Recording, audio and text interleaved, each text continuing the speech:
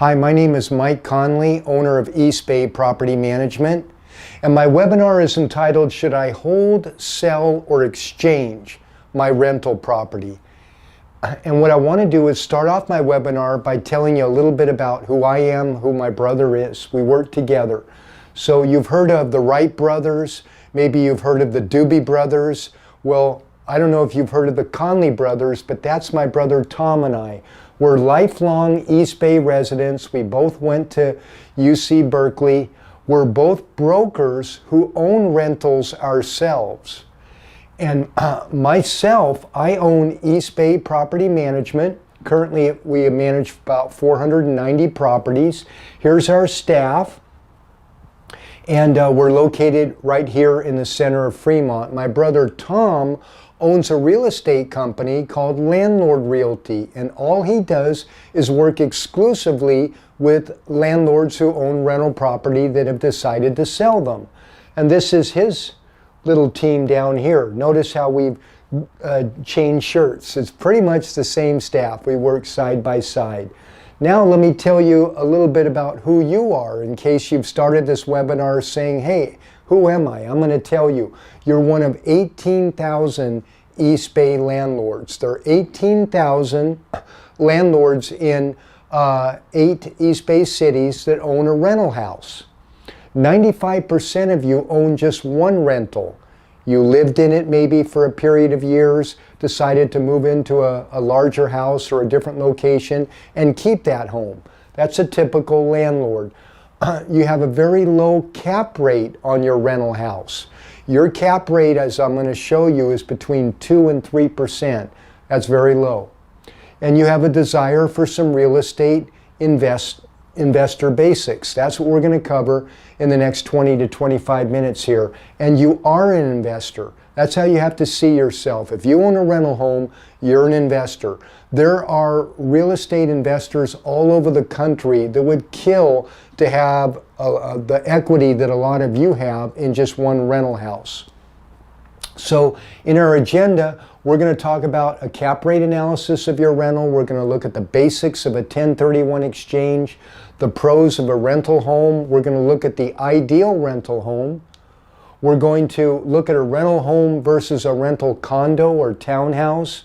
We're going to look at out-of-state rental homes, the pros and cons of investing in commercial, how a database called CoStar can be your best friend. We're going to look at investing in multifamily with a 6 to 8% cap rate, and then we're going to conclude by looking at how you can get maximum price if and when you decide to sell your rental house. So to start, let's look at the cap rate. The cap rate is the rate of return on any investment.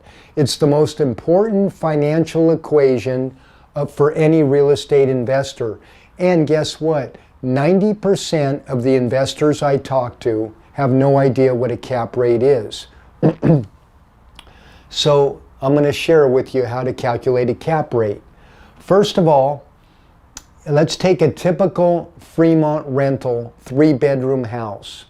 The estimated gross monthly rent of that 3-bedroom house each month is $3,100. That includes gardening.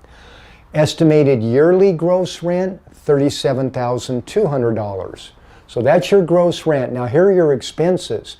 Your property taxes are about $6,000. Could be higher, could be lower, depending on when you bought the house. But that's just the average. The property insurance on that house is about $2,000 a year. Then you've got the maintenance. That includes the gardening every month, the future rehab, repairs. That comes to about 1 month's rent, $3,100 a year. Then you've got your property management. That's about 8% of your gross rents, so that's $2,400. Then you've got to factor in your vacancy, which is typically about 3% here in the Bay Area. For every 3 years that you have a home rented, for 1 month, it's going to be vacant between tenants. So that comes to about 3%. So your total expenses for your rental home equal $15,360. You deduct that from your yearly gross rent, of 37,200, you come out to your net operating income of 22,770. Then you take your net operating income and you divide it by what you could sell your home for today. The average home in Fremont, 3 bedrooms, is right around $975, and that is going to give you your cap rate. Net operating income divided by what you would sell the home for today. A lot of you might be saying, hey Mike, what about my mortgage? Where does my mortgage factor into this? The cap rate equation assumes that your home is paid for, even though for most of you it's not.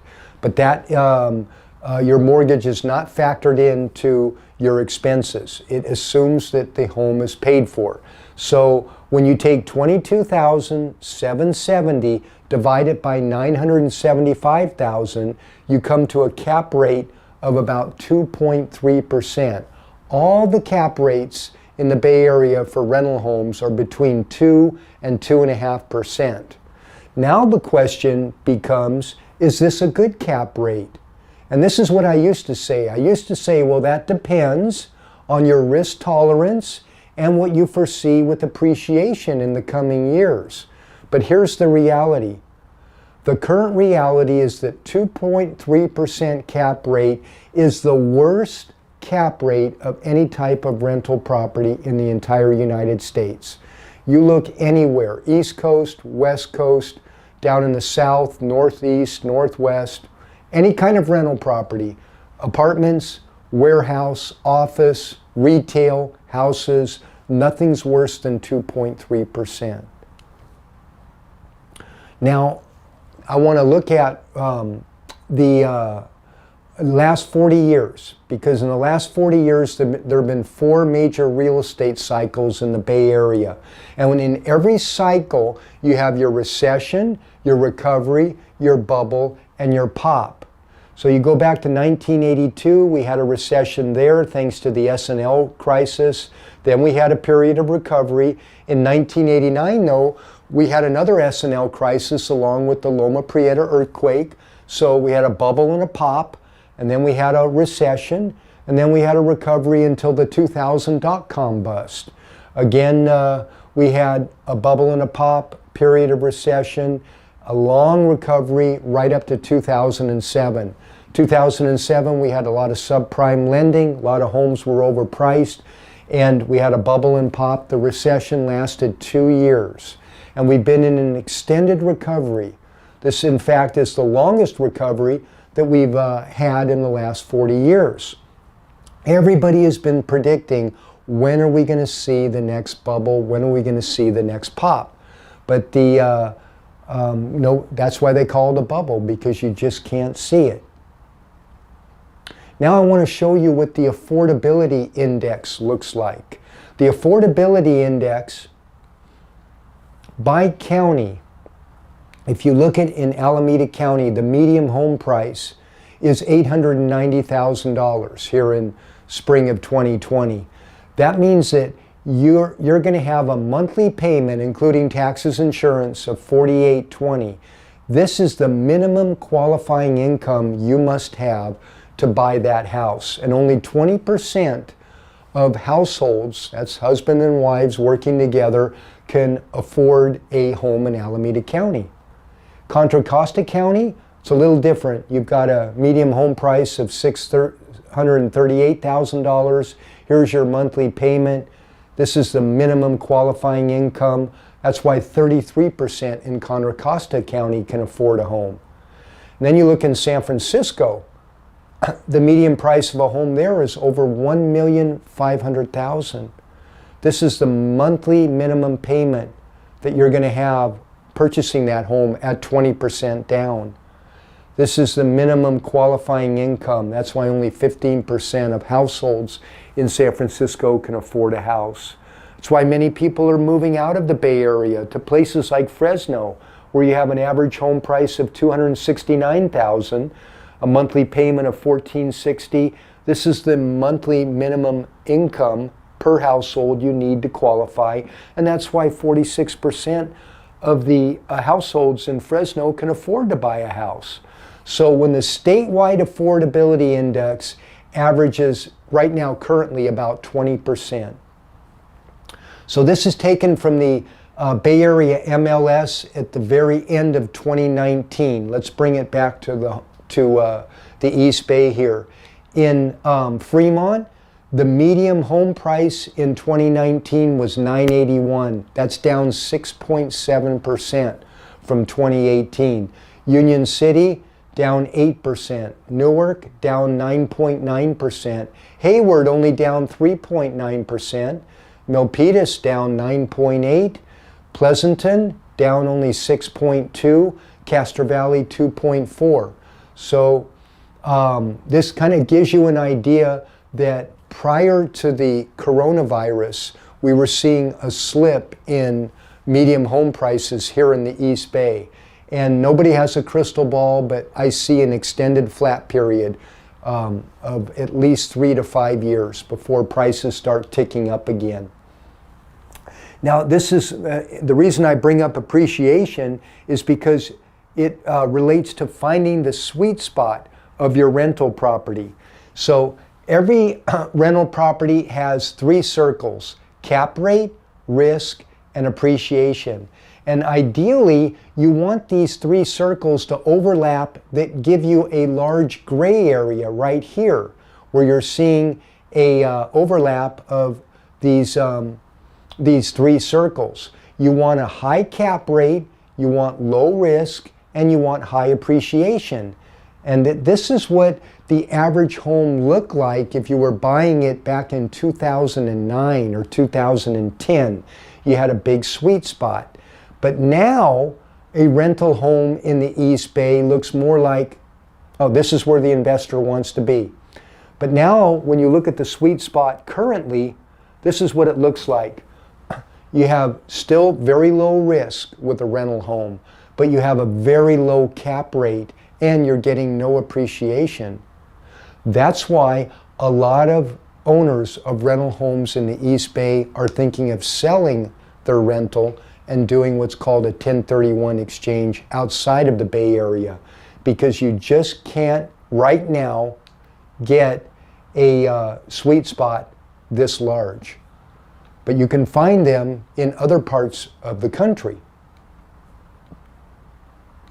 So if your cap rate is 2.3% and your appreciation is maxed out, now is the time to at least consider, to think about a 1031 exchange. What is a 1031 exchange?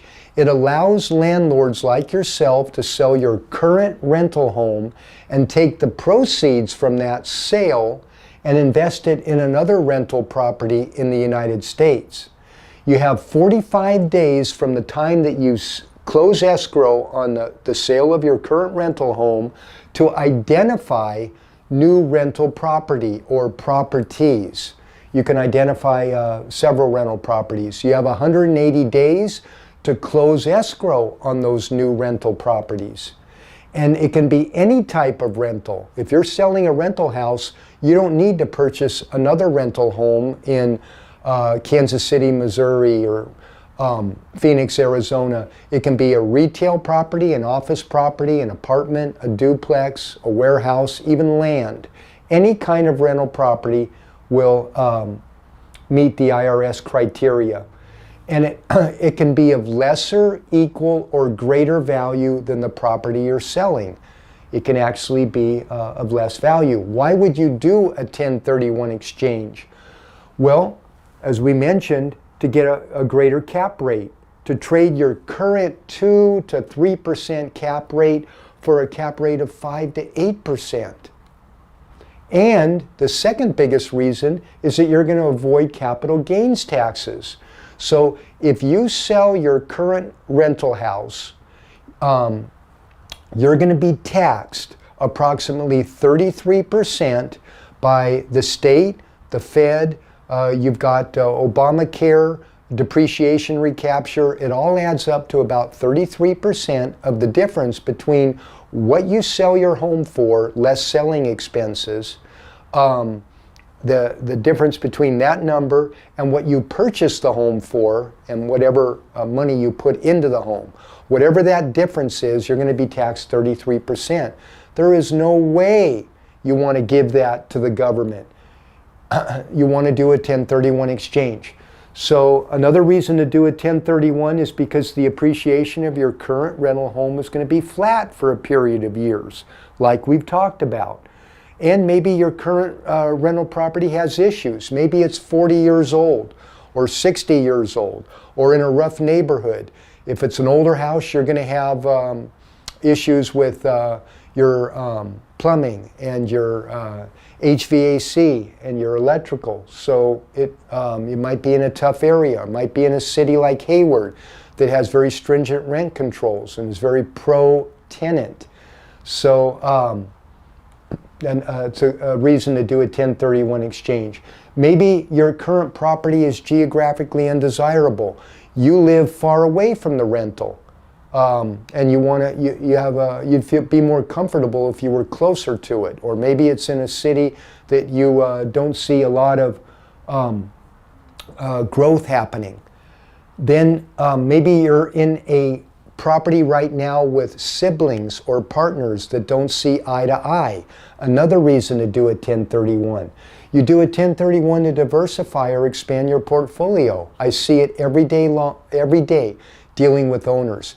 They started with a rental home, let's say in Fremont, and then they did a 1031 a few years down the road and bought 2 apartment complexes in the Central Valley. And then they owned that for a number of years, and then they ended up buying 2 homes back in the Bay Area, and then ended up buying a commercial property somewhere around the Sacramento area that you trade up and expand your portfolio. This is how you do it with a 1031 exchange. Now I'm going to switch gears here and give you 10 reasons why I like rental homes, to invest in rental houses. First of all, they're going to appreciate about 5.4% every year. That's been the US average for the last 50 years. Your vacancies are much less volatile with a rental house. And the house's value is not dependent on whether it's rented or not, like it is with commercial property. Your lending restrictions are going to be more favorable than they would be with commercial property. You're going to have more buyers for your house when you get ready to sell it than you are for commercial property. When you buy a home, it's usually from an anxious seller.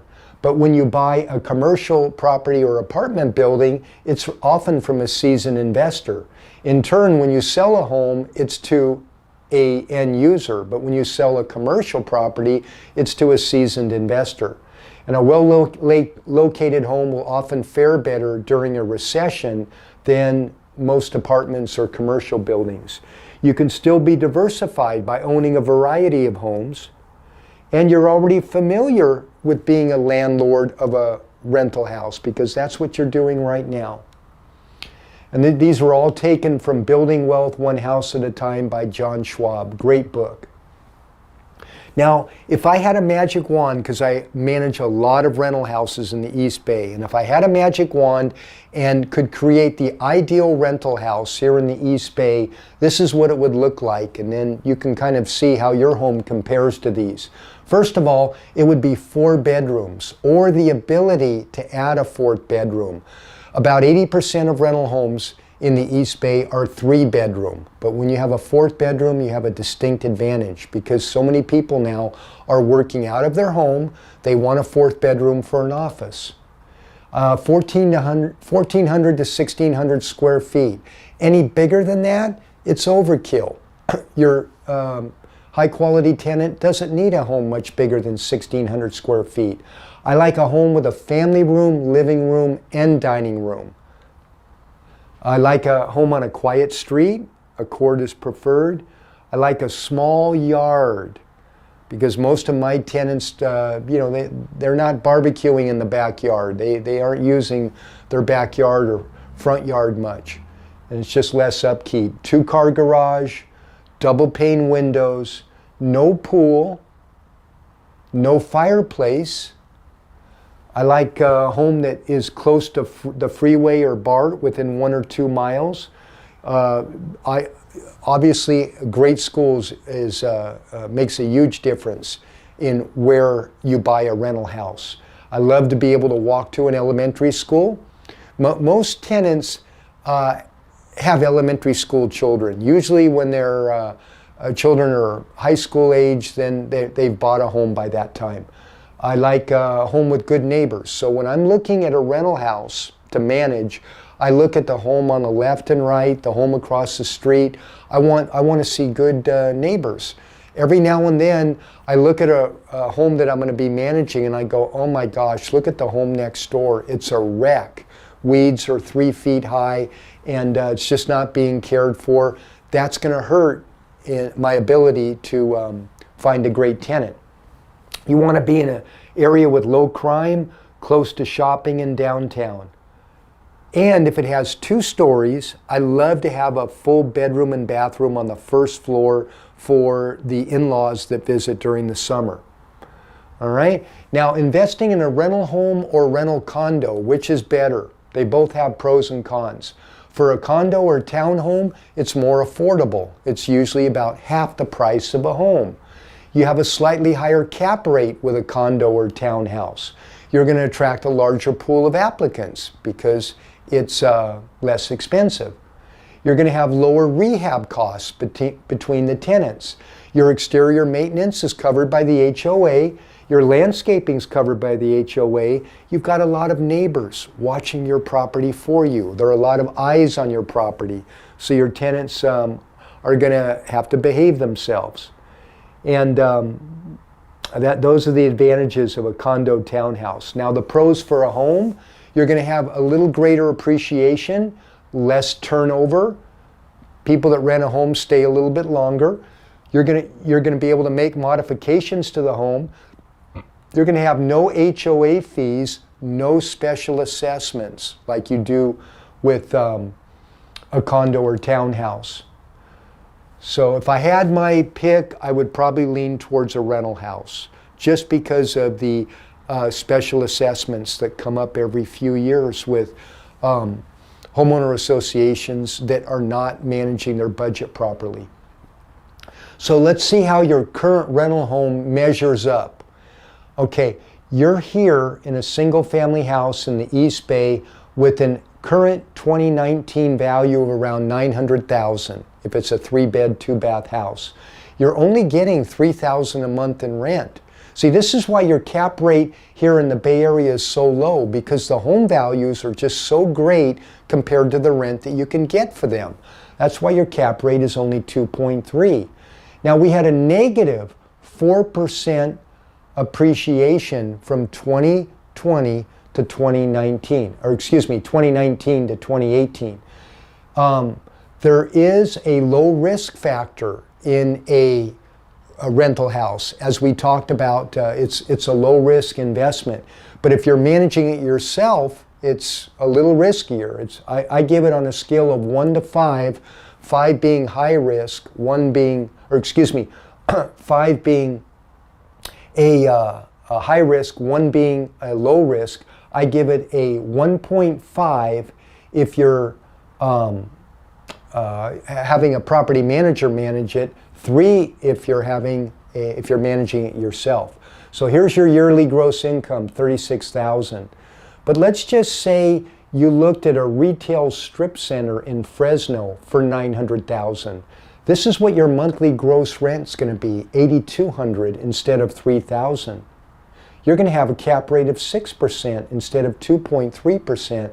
And guess what? Last year, 2019 to 2018, Fresno commercial went up 2% as opposed to the Bay Area going down 4%. So you've got to look, there's 250 real estate cycles in the country. Every area, has their own cycle. So the cycle down in Fresno is different than the cycle in Sacramento, which is different than the real estate cycle in the East Bay compared to Marin. A lot of different cycles that have different appreciations. Now your risk factor for a retail strip center is a little greater than it would be for a home here in the East Bay. But if you can tolerate that risk, you're going to make a lot more monthly income with a retail strip center in Fresno than you would with a single family home in the Bay Area. And so I go over in my 2-hour seminar, which is free. I hold them every 90 days here in my office. I go over all of these in greater detail, but I just wanted to give you a highlight of how your current rental home measures up to other places in the country. You want to look for the 1% rule. That's kind of the investor litmus test around the country. You want to be able to get rent that is equivalent to 1% of what you paid for the rental property. So if you paid $100,000 for a rehab rental home in Kansas City, that's about the median rental price, and you can get $1,000 a month in rent for it, you've met the 1% rule. You can't even come close to that here in the Bay Area. It's more like 0.03%. So that's the 1% rule. My motto is always live where you want to live, but invest where the numbers make sense. Now, chasing yield or cap rate outside of the Bay Area. Basically, I won't go into detail on this chart, but I have identified 12 criterion that you want to use to help you evaluate where, not just what city, but what part of the city, what neighborhood in the city you want to invest in rental real estate.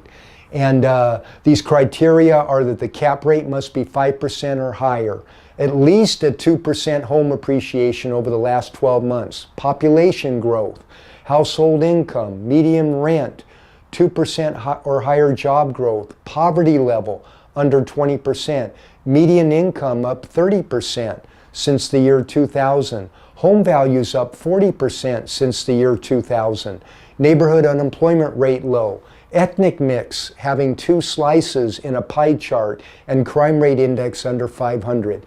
What you want to do is use these 12 criteria. You just simply want to check the boxes. So if you're looking at a place like a suburb of Overland Park in Kansas City, and it checks 10, 11, or 12 of the boxes, that's a great place to buy rental real estate. Or Clovis or Sacramento or Central Florida. There are a number of different hot spots in the country that meet all 12 of these criteria. How does the East Bay do? It meets, I believe, 5 of them. Five of the 12 criteria. It's not a good place to buy rental real estate. Matter of fact, when somebody calls me and says, Mike, I'm interested in property management, I'm looking at buying a rental real estate property here in the East Bay, I ask them, why are you doing that? Why are you spending so much money for a rental property that is only going to produce a 2 or 3% cap rate? The benefits of investing in commercial property, retail, office, or warehouse. First of all, you can get a higher cap rate because you're going to have less competition. You're going to have fewer headaches, often but not always, with the property itself and the tenant. You're going to have a stable cash flow. You're going to be able often to get a longer lease. You can get bumps in rent. Your tenants sometimes will pay the taxes, insurance, and maintenance. And you've got multiple ways to add value to that property with reduced vacancy, rehab, raising the rent, making improvements, reducing expenses. The one caveat of owning commercial property, you have to hustle to fill a vacancy. I personally own 3 commercial properties, 18 tenants, and I'm down at the properties or in the Central Valley about once every 6 weeks to fill a vacancy. I've got to hustle, but it's worth it to me. Let me give you a short case study of investing in commercial real estate with a 1031, and this is me personally. Okay, I was partners in a retail center here in Fremont, an area called Irvington, and we had a number of retail tenants producing about a 5% cap rate, but the anchor tenant was struggling. We had partners, my 2 brothers and I, we had different goals, and we ended up selling the property rather, in November of 2017 to a home builder. They changed the zoning and were able to build high-density residential homes, 80 of them, on the 4-acre site. So we all went our separate ways. I did a 1031 exchange into 3 commercial properties in the Central Valley. The first property was a 13-tenant retail building in Clovis, 11,850 square feet. I purchased it for $1,160,000, and this is my net operating income, $103,000, an 8.8% cap rate, compared to a 2.3% cap rate for a home here in the East Bay. Then the second property I bought, remember I only had 180 days to close on these properties in order to avoid a large 33% capital gains tax. So the second property I bought in foreclosure was a Napa Auto Parts store in Fresno. It's 6,800 feet, so a big warehouse, small showroom. I purchased it from the bank for $402,000. Here's my net operating income, $30,876. That's a 7.7% cap rate with an A1 tenant that signs 5-year leases like clockwork. They've been there 15 years. And then finally, the third property was a property also down in the Fresno area, a town called Sanger. It was a little 5-tenant office retail building, 4,950 square feet. I also bought this in foreclosure. They were asking $499,000. I purchased it for $430,000. My net operating income is $40,196, a 9.3% cap rate. How did I buy these 3 properties? How did I identify them? Because you only have 45 days to identify your replacement property once you close escrow on the property that you're selling. Let me share with you how. 2 things. A realtor that understands the 1031 process, that's my brother Tom Conley, and a database called CoStar. CoStar will help you find a 5 to 8% cap rate here in California. What I did was I went to my brother Tom and I said, Tom, here are the filters that I want us to put into CoStar. I want the type of property I want is retail. Let's put that in the filter. I want a price between $100,000 and $2 million. I want a price per square foot maximum of $100. So if I'm looking at a 5,000 square foot building, I don't want to pay any more than $500,000 for it. I want a lot of square footage for my money. That way when the recession comes and I've got to reduce rents a little bit, I'm not going to be devastated. I want a cap rate of 8% minimum. I want a location 150 miles from Fremont or closer.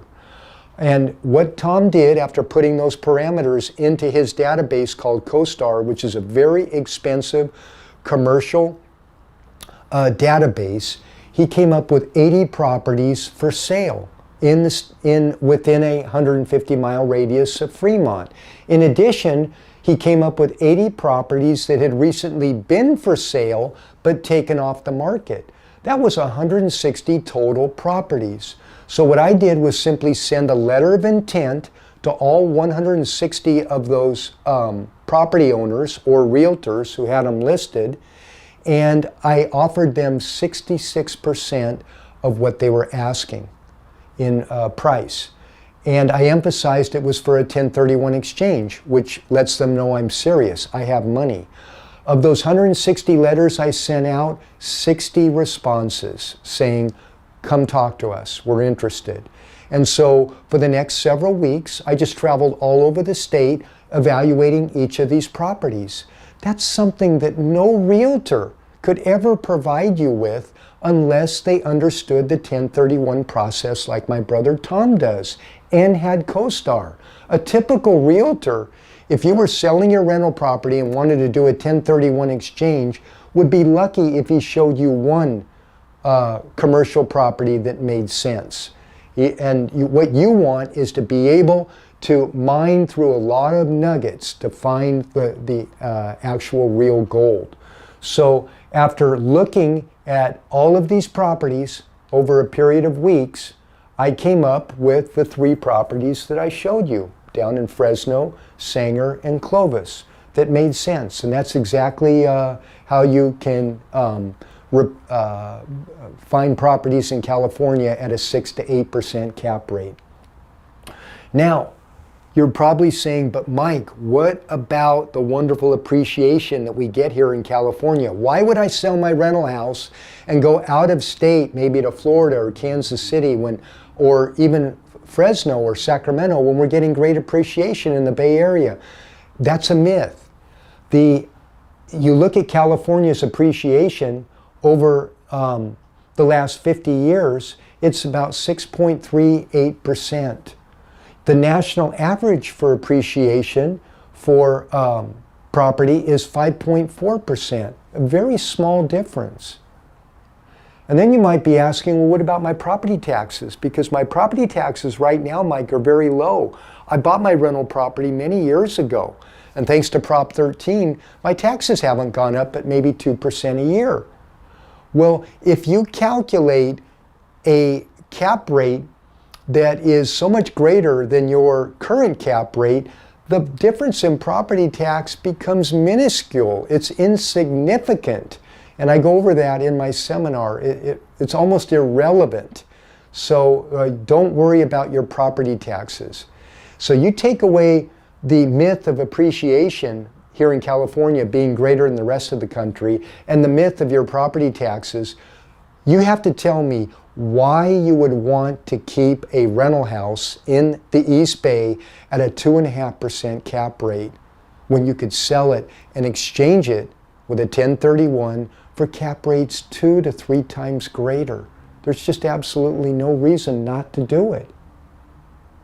What matters with your property is not the goose. What matters are the golden eggs the goose lays. See, so many people say, Mike, but this is the house I raised my family in. This house has sentimental value. I love going and being able to drive by it.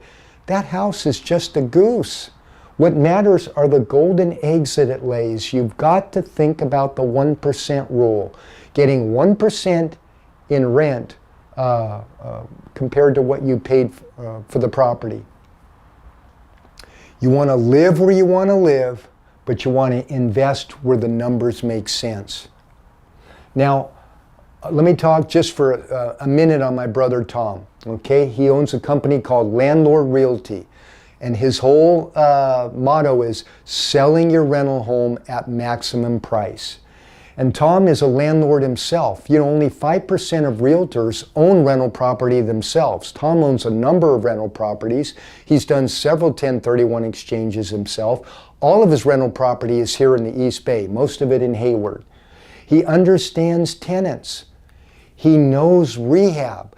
So what he's going to do is go into the home with you prior to the tenant moving out, and he's going to go in with his board, and his board has all the samples of laminate and tile, kitchen cabinets, baseboards. He's going to talk about recessed lighting. He's going to talk about what's needed for your yard. He's going to talk about rehab because he knows it. He knows just the right amount of rehab too, to where every dollar you put into rehab, you're going to get at least $1.25, $1.50 added to the sales price. And of course, he's experienced with the 1031 process. As I mentioned, he can help you identify replacement property. So this is my brother Tom. Bottom line is he's going to sell your rental at the maximum price. Now here's just an example of some homes that he sold recently. This home here was in Pleasanton, 3-bed, 2-bath, and he did a CMA on the home in as-is condition, and it came to $840,000 if they'd sold it as is. This is after the tenants moved out. But Tom and the owner were able to agree to do $75,000 in rehab, which Tom paid for himself, and then was reimbursed at the close of escrow. But the owner did not have $75,000 to put into it. Tom fronted the rehab, which he would do for you, and no markup, no contractor fee or anything like that. And by putting $75,000 in rehab, he was able to sell it for $1,010,000, which put an extra $95,000 in the owner's pocket. You never want to sell a rental home as is. You want to do the rehab yourself. Don't give that sweat equity to the buyer. And these are just some more pictures of Tom has sold many homes that have come from referrals from myself, and they've all, he's done the rehab on all of them. So if you wait for perfect conditions, you'll never get anything done. It's one of my favorite scriptures. As many of you are saying, well, Mike, maybe next year, maybe down the road. But the bottom line is that we could very well be in for an extended flat period appreciation-wise. This is the time to be looking at your cap rate and doing a 1031. So what you got here was a taste of my full 2-hour seminar that I put on every 90 days, same title, Should I Hold, Sell, or Exchange My Rental? We're going to go more into depth than we did here today, and it's a free seminar, and I have it here in my office. Anywhere from 100 to 150 landlords show up on a Saturday, 2 hours long from 10 to 12. I provide brunch, and all you have to do if you're interested is text me at my cell, 510-996-3238, saying, reserve me a spot for your next seminar. And I'll have your text number, I'll reserve you a spot, and I'll see you then. Thanks for watching, and happy landlording.